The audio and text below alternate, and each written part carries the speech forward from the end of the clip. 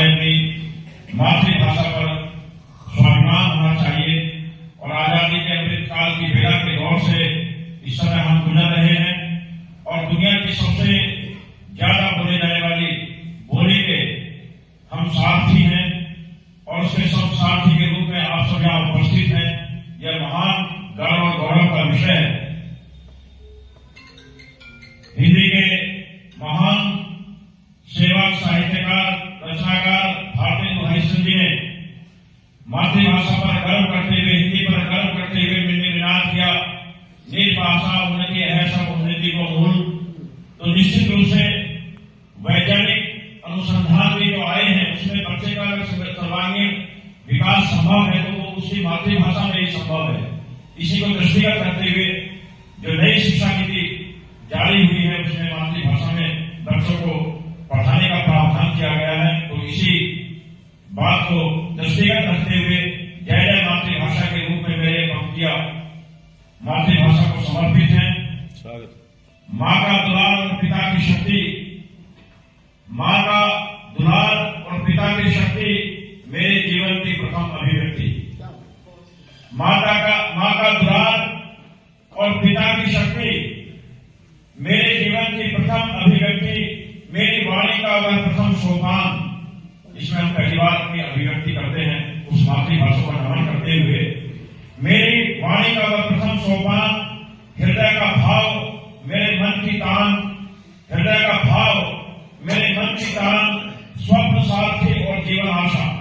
आप दुनिया के किसी भी देश में चले जाएं और कितनी भाषा सीख लें, लेकिन जो स्वप्न आपको आएगा वो केवल मातृभाषा में आएगा। ये यथार्थ सत्य है। स्वप्न सारथी और जीवन आशा, कोटि कोटि नमन मेरी प्यारी मातृभाषा, कोटि नमन मेरी प्यारी मातृभाषा। जय जय जय मेरी मातृभाषा, जय जय जय मेरी मातृभाषा। तो मातृभाषा को मैं नमन करता हूं। आप सबकी उपस्थिति को मैं पुनः वंदन करता हूं। क्योंकि समय की इतनी मर्यादा है और इस तरह के कार्यक्रमों की श्रृंखला निरंतर धनौरा में चलती रहेगी और एक पुस्तक जो धनौरा का साहित्यिक, सामाजिक, आध्यात्मिक पूरा विकास जिसमें समाहित होगा, एक ऐसी पुस्तक धन्य धनौरा की मैं रचना कर रहा हूं।